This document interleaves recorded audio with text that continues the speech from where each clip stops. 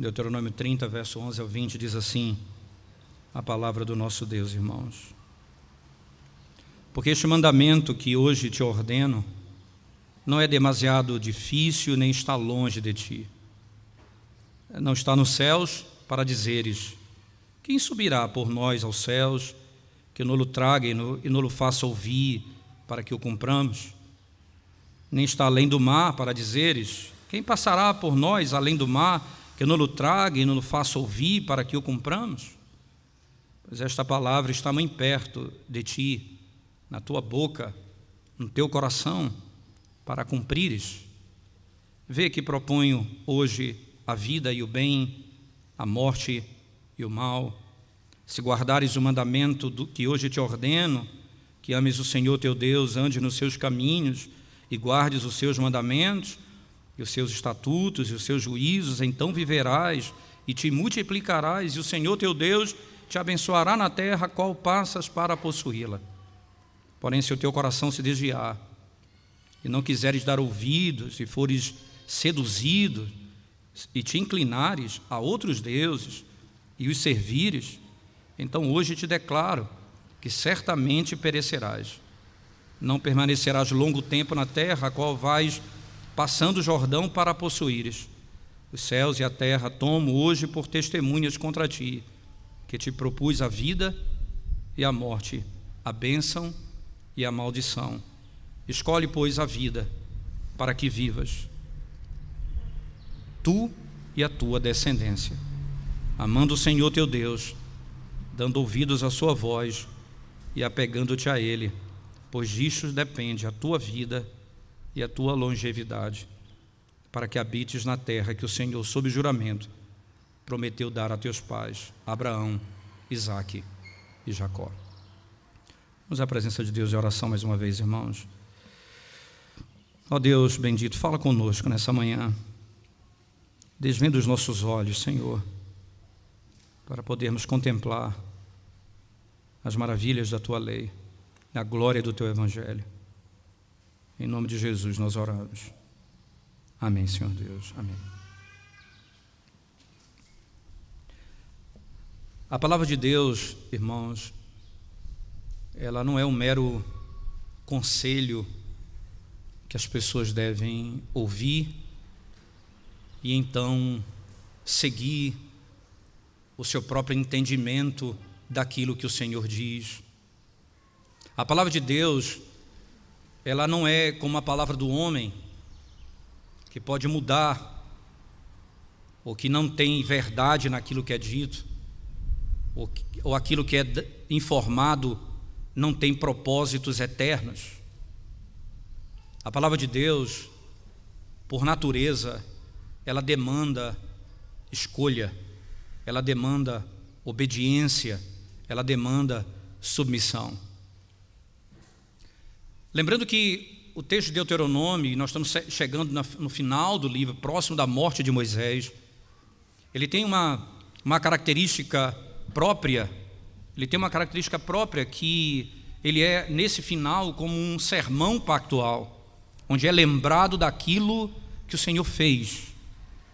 E aquilo que foi feito, lembre-se que o povo que está aqui às margens do Rio Jordão, para entrar na terra prometida, não foi exatamente o povo que saiu do Egito, porque aqueles morreram no deserto, exceto Calebe, Josué, os outros morreram no deserto. Moisés está a ponto de morrer, Arão já morreu. Agora, esse povo não viu o que aqueles que morreram viram, e ele passa a declarar a eles o que Deus fez com o seu povo desde o tempo da libertação até aqui.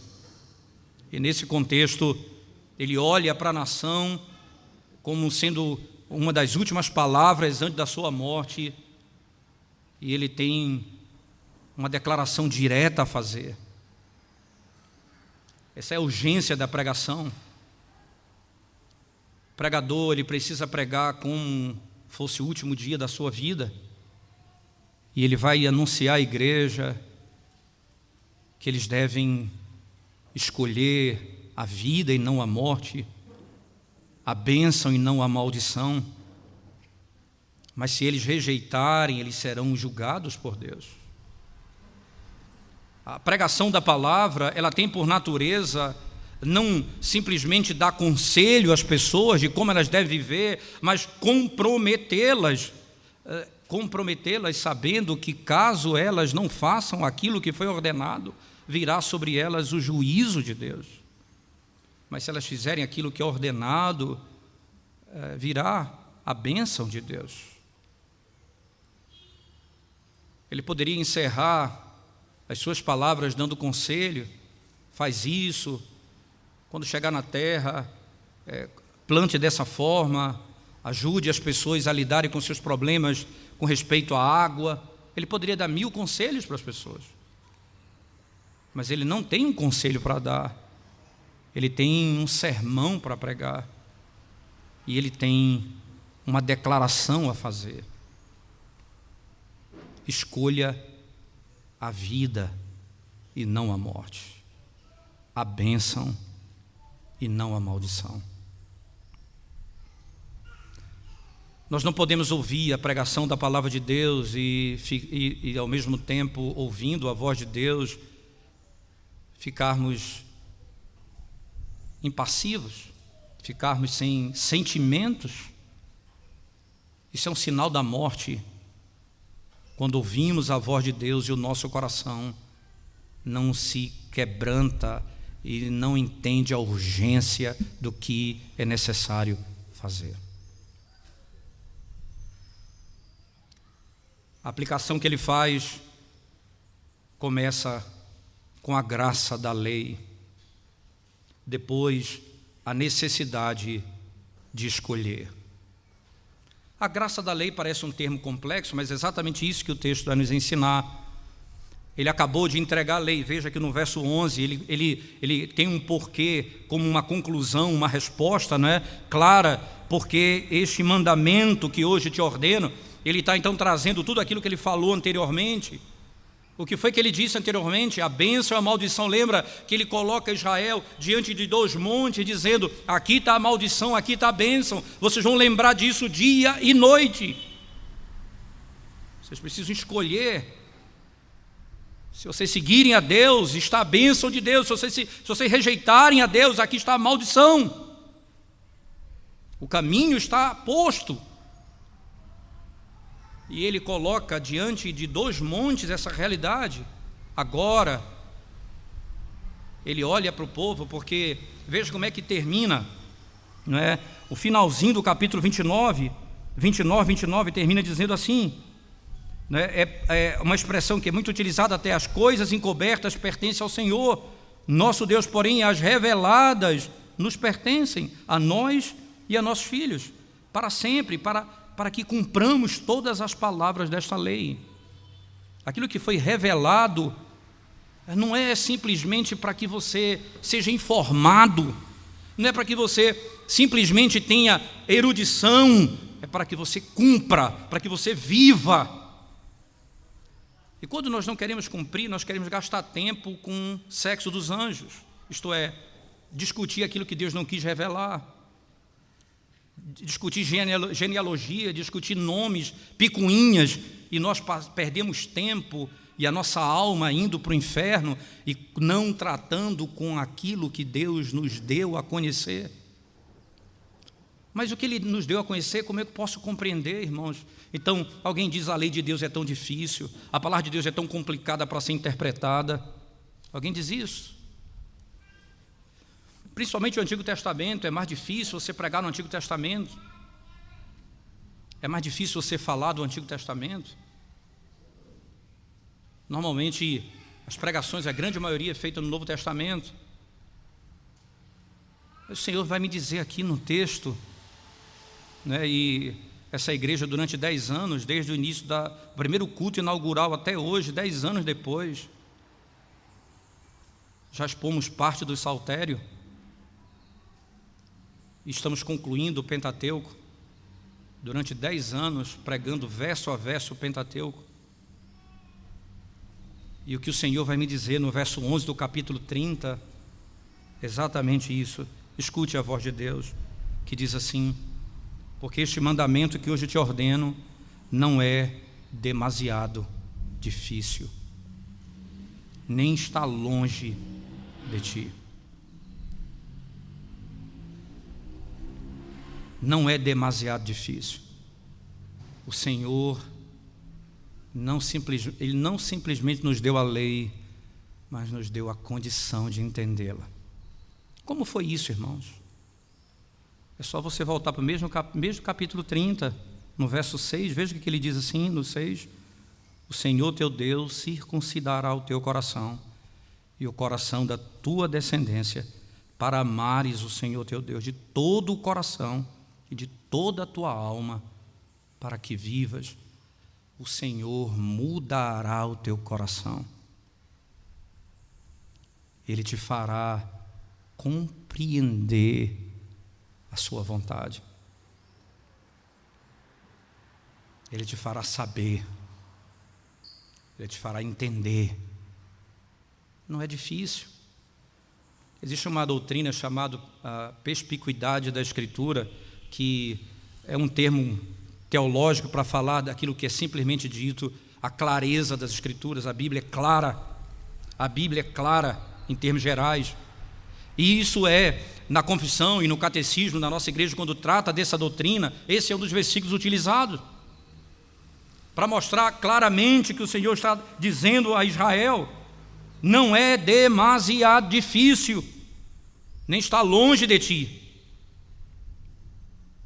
Você não precisa, como os filósofos faziam no passado, viajavam continentes em busca de respostas.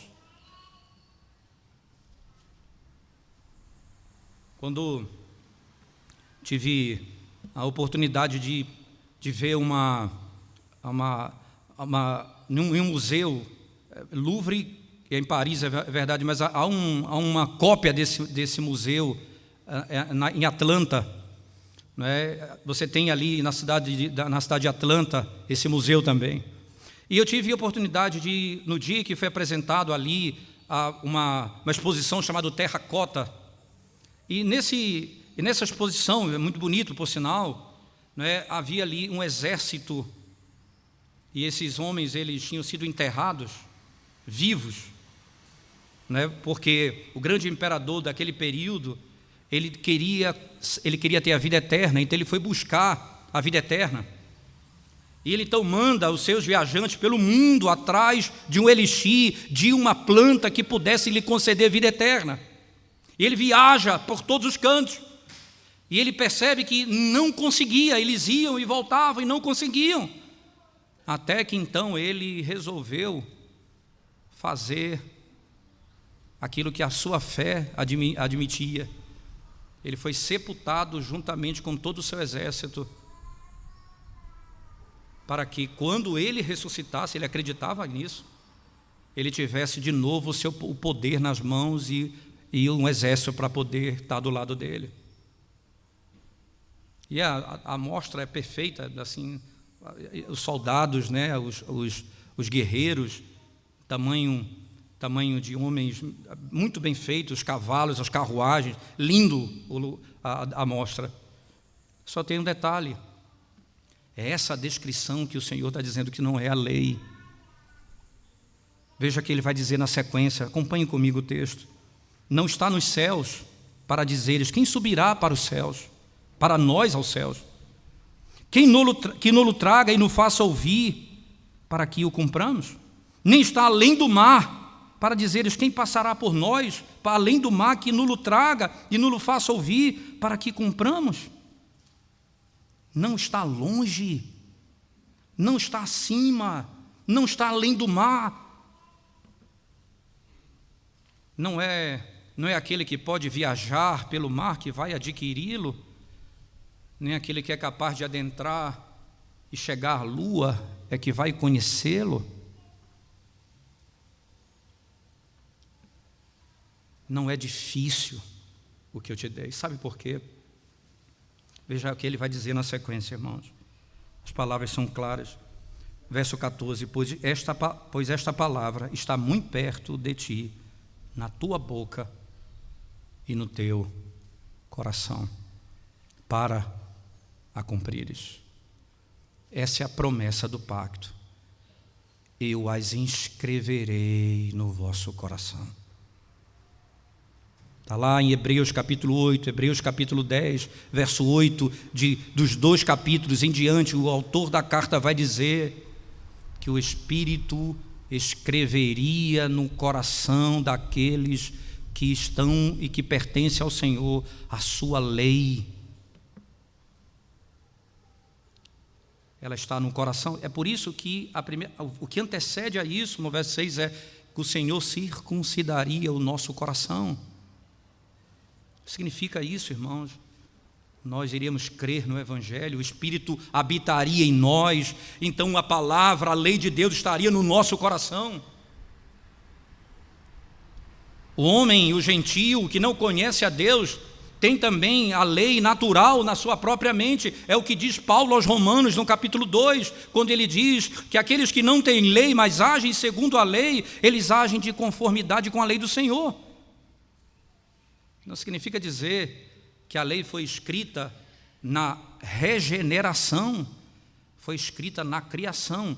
A igreja do Senhor não tem a lei no coração como criatura, mas como recriados em Cristo, como feitos em Cristo, pelo Espírito que agora habita em nós, e nós temos então a lei no nosso coração. Nós temos acesso a ela.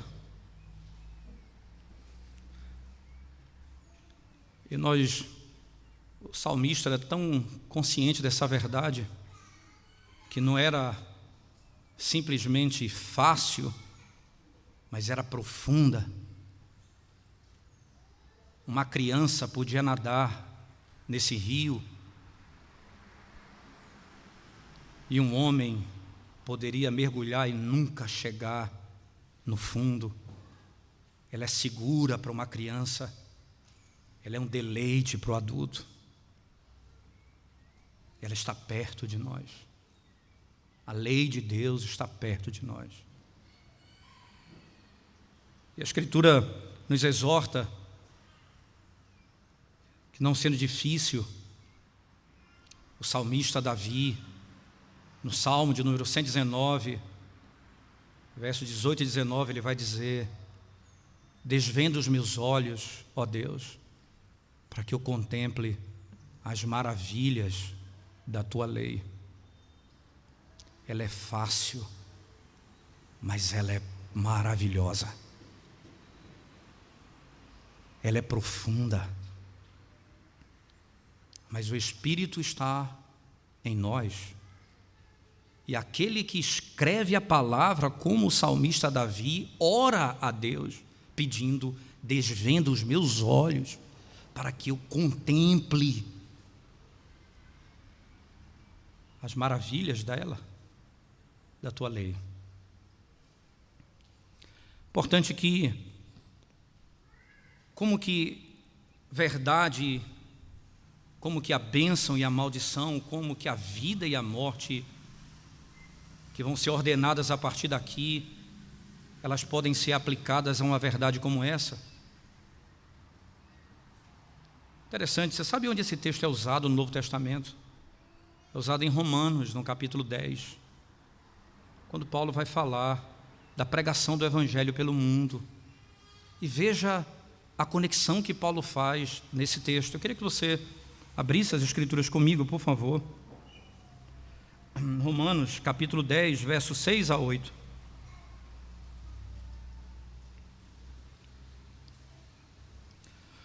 Deixa eu ler a partir do verso 5 em diante. Preste atenção na palavra de Deus. Romanos, capítulo 10, versos 6 a 8, diz a palavra de Deus: ora, Moisés escreveu que o homem que praticar a justiça decorrente da lei viverá por ela, mas a justiça decorrente da fé assim diz: não perguntes em teu coração quem subirá ao céu, isto é, para trazer do alto a Cristo, ou quem descerá ao abismo, isto é, para levantar Cristo dentre os mortos. Porém, que se diz? A palavra está perto de ti, na tua boca e no teu coração. Isto é, a palavra da fé que pregamos. Veja que expressão gloriosa que Paulo faz. Ele diz: ora, a palavra não está longe de ti. E ele está dizendo aquilo que o Novo Testamento vai dizer com tanta glória. Jesus em João, ele é o verbo, ele é a palavra. Ao mesmo tempo ela é escrita, ela é registrada. E Paulo funde as duas coisas de modo glorioso. Agora preste atenção ainda, irmãos, por favor, na sequência do texto. Se com tua boca confessares Jesus como Senhor, e em teu coração, Paulo traz a teologia de Deuteronômio para dentro do livro de Romanos, com teu coração, que é o que ele diz lá em Deuteronômio. E em teu coração creres que Deus o ressuscitou dentre os mortos, serás salvo. Porque com o coração se crê. Você sabe por que ele vai circuncidar o teu coração? Não apenas o prepúcio, mas o teu coração. Não é apenas o batismo com água sobre a cabeça, é o batismo do Espírito no coração. É a lei escrita, são os olhos abertos, a mente que passa a entender aquilo que não podia entender. E aqui, verso 10, porque com o coração se crê para a justiça e com a boca se confessa a respeito da salvação.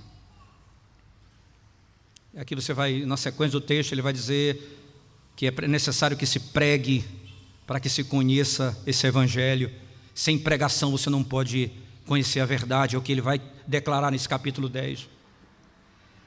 Mas é interessante que o argumento de Paulo, irmãos, não é? O argumento de Paulo começa no verso 5, quando ele diz: Moisés escreveu que o homem que praticar a justiça decorrente da lei viverá por ela, mas a justiça decorrente da fé assim diz: não perguntes em teu coração. A justiça que procede da fé, do que crê. E essa é uma linguagem isaiânica, se eu posso usar de Isaías. Nós lemos Isaías 53, quem creu em nossa pregação. E o que é que Moisés está fazendo ali em Deuteronômio? Ele está pregando e exigindo deles que creiam. Vocês viram, vocês ouviram, agora escolham, creiam. E aí muita gente acredita que a escolha aqui, ela está associada literalmente à ideia da capacidade humana de escolher. Isso já está descartado, porque primeiro Deus circuncidou o coração do homem. No verso 6 agora, Ele exige isso do homem. Não há nada que Deus venha requerer da sua igreja que Ele não nos deu em forma de promessa. Ele requer de nós fé, e Ele nos deu a promessa da fé. Ele requer de nós arrependimento, Ele nos deu por forma de promessa o arrependimento. E tudo o que nós temos, recebemos por promessa. E tudo o que Ele exige, recebemos por promessa. Não por obras. Não é a justiça que procede de obras, é a justiça que procede da fé.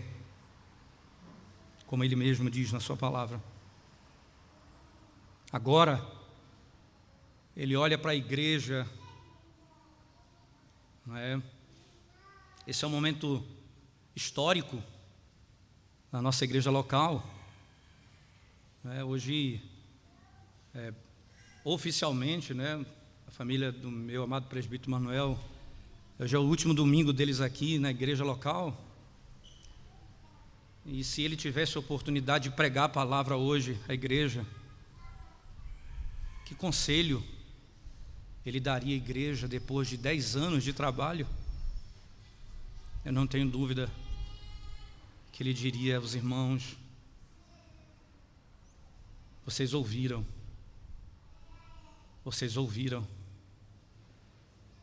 escolham a vida, não a morte, a bênção, não a maldição.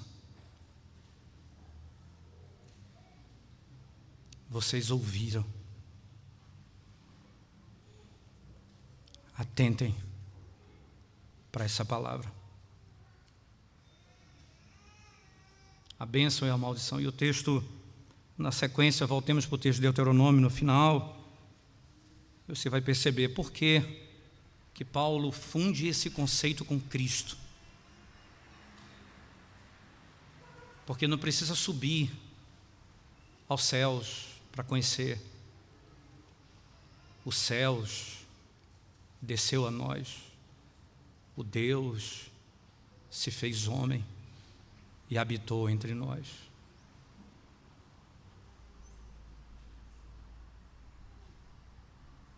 E você sabe que a maldição que ele se refere no texto, que ele passa a descrever a partir do verso 15, é a maldição do pacto que Deus fez com Abraão. Você sabe qual é a bênção que ele promete a partir do verso 15?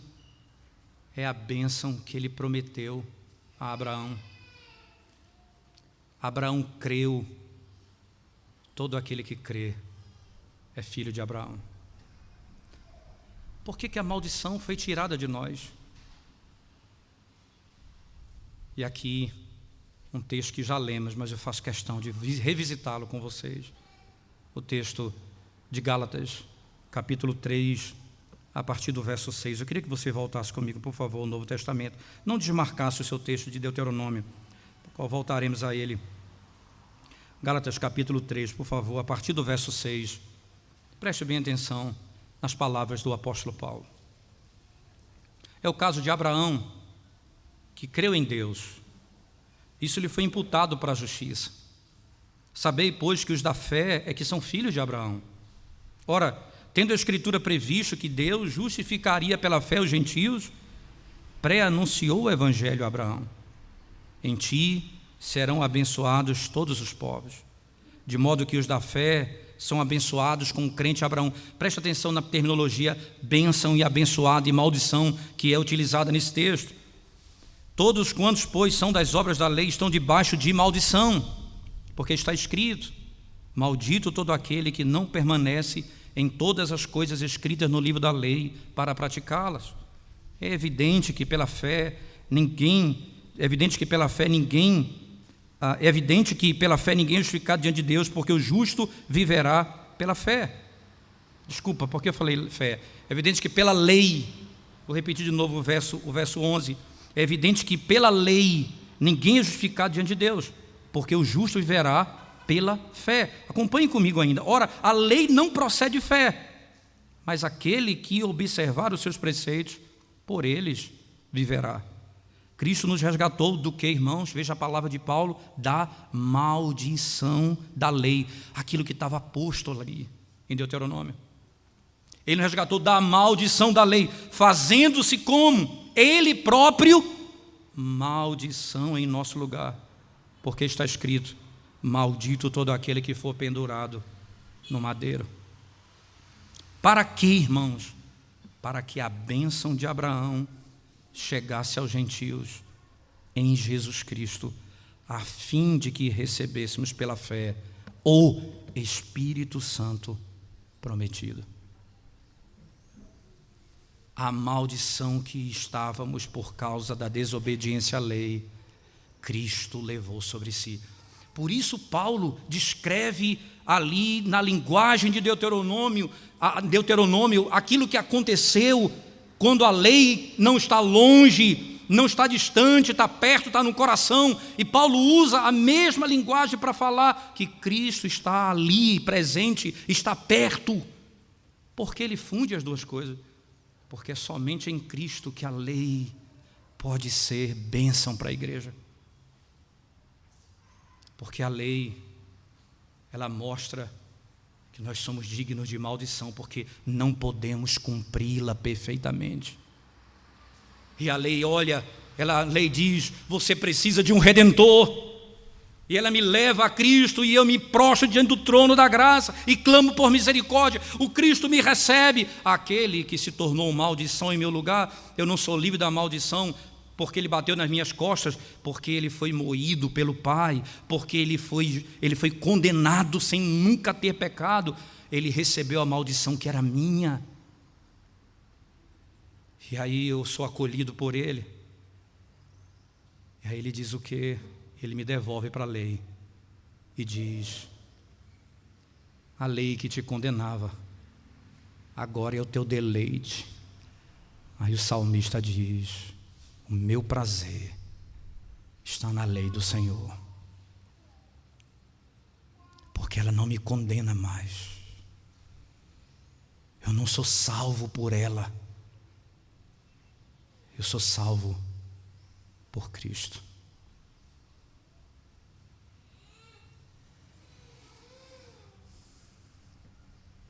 Ele olha para a igreja, se eu posso dizer assim, no Antigo Testamento, tendo como pano de fundo o Rio Jordão. O Evangelho foi pregado. Escolha hoje a vida e não a morte, a bênção e não a maldição. Veja que a intenção de Deus não é simplesmente dar uma escolha, Ele diz o caminho. Volte comigo para Deuteronômio, por favor, irmãos, capítulo 30, mais uma vez, no final do capítulo. Preste atenção na linguagem que ele utiliza, mais uma vez. Deuteronômio capítulo 30, especialmente o versículo 15 em diante, diz assim o texto sagrado. Verso 15 em diante. Vê que proponho hoje a vida e o bem, a morte e o mal, se guardares o mandamento que hoje te ordeno, que ames o Senhor teu Deus e ande nos seus caminhos, e guardes os seus mandamentos, e os seus estatutos, e os seus juízos, então viverás, e te multiplicarás, e o Senhor teu Deus te abençoará na terra, a qual passas a possuí-la. Porém, se o teu coração se desviar, e não quiseres dar ouvidos, e fores seduzido, e te inclinares a outros deuses, e os servires, então hoje te declaro que certamente perecerás. Não permanecerás longo tempo na terra, a qual vais passando o Jordão para a possuíres. Os céus e a terra tomo hoje por testemunhas contra ti, que te propus a vida e a morte, a bênção e a maldição. Agora vejam a intenção de Deus. Escolhe, pois, a vida. Irmãos, o Senhor diz: aqui está a maldição, aqui está a bênção, aqui está a vida, aqui está a morte. Se você seguir nesse caminho, você vive. Se você seguir nesse outro caminho, você morre. Aí ele não apenas termina assim, ele diz: escolhe, pois, a vida. Escolhe a vida. Isso não é porque Deus ele é um pedagogo que repete muito as coisas, não é um pedagogo que repete, não. Ele é o Deus que conhece o nosso coração e Ele fala tanto: eu vou circuncidar o teu coração, você tem de me amar de todo o coração, eu vou mudar o teu coração, o meu Espírito habitará no teu coração, porque o nosso coração é duro. Você vê o mal, você vê o bem, você vê a maldição e você vê a bênção. Se Satanás se atreveu a fazer isso com o nosso Redentor, imagina comigo. Ele olha para o Senhor do universo e ele vai levá-lo para um pináculo, para um alto do monte, e diz: se prostrado me adorares, eu te darei a glória do reino desse mundo. Aquele que ouviu do Pai no Salmo de número 2: pede-me as nações e eu te darei. Aquele que ouviu do Pai que receberia as nações, ouve de Satanás: eu vou te mostrar a glória desse mundo. Se Ele fez isso com o meu Redentor, Ele fará isso conosco. Foi assim no jardim do Éden. Essa árvore, não coma dela, porque ela vai te matar. Satanás disse: não vai te matar, eu vou te mostrar a glória que está por detrás dela, eu vou te mostrar o bem dela, o benefício dela. E o Senhor não diz apenas escolhe isso ou aquilo, Ele não diz apenas isso é bom, isso é mal. Escolhe o bem, escolhe de coração o bem, porque o teu coração é duro, porque você insiste em fazer o mal, porque você insiste em se esquecer do bem.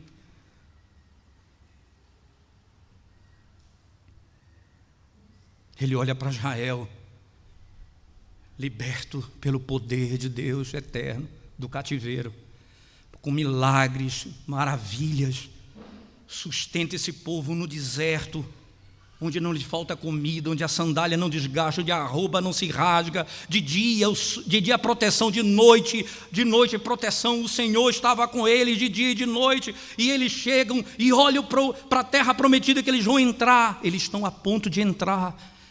Ele diz: aqui está a maldição, aqui está a bênção.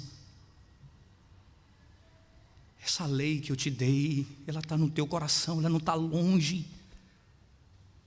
Escolhe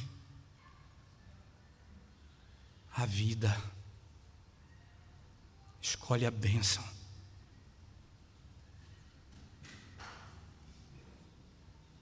Porque nós somos duros, irmãos. Nós somos duros, maus. Mas como Deus é bom, como Deus é bom, que nos instrui como um pedagogo, mas fala como um profeta. Ele não me dá conselhos, Ele me dá mandamentos. Faz o que é certo.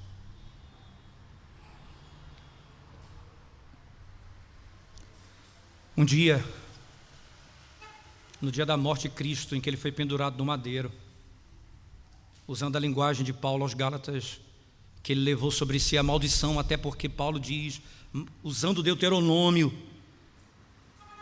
todo aquele que for pendurado no madeiro é maldito. Maldito todo aquele que for pendurado no madeiro. Ele leva sobre si a minha maldição. E ali estava, ao lado dele, 2 ladrões, vendo o Criador do universo, o que fez a luz, o sol, as estrelas, por sua palavra. Em pouco tempo verá que foi negado a ele o sol. Quando ele morre, escurece a terra.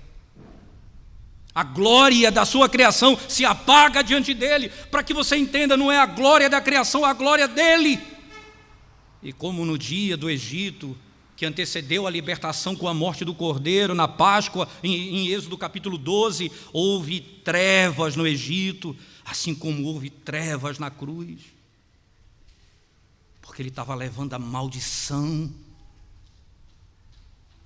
E o pecado de cada um estava escrito ali.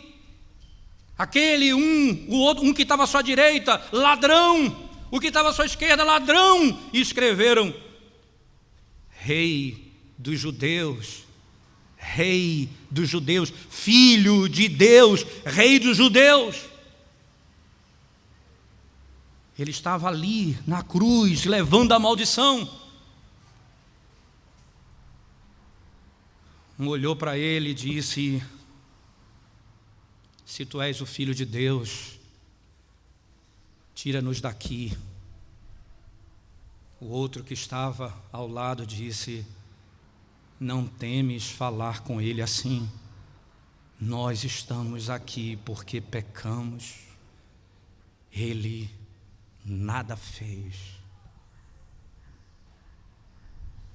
Nada fez. Sempre na vida é hora de escolher. O outro disse: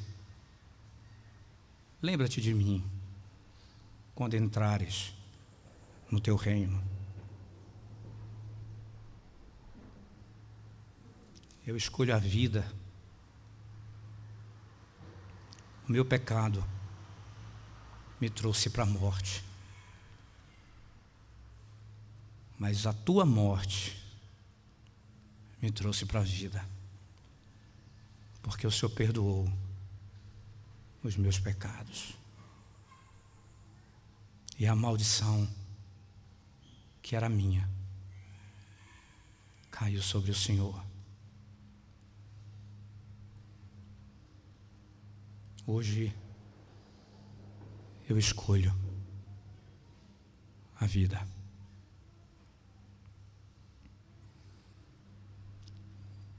Você que está longe do Evangelho hoje, nessa manhã, você tem feito péssimas escolhas, andando segundo o teu próprio pensamento, segundo o teu próprio coração. Hoje está posto diante de ti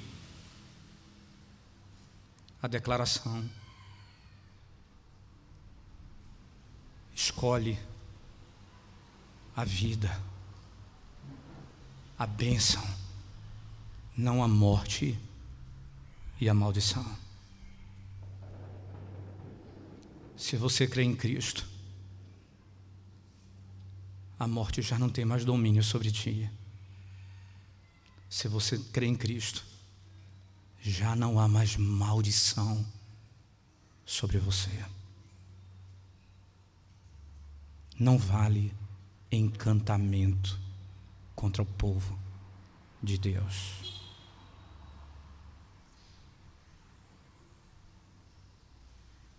Crianças, adolescentes, escolham obedecer, escolham ouvir, escolham amar a Deus, escolham a bênção, escolham a vida.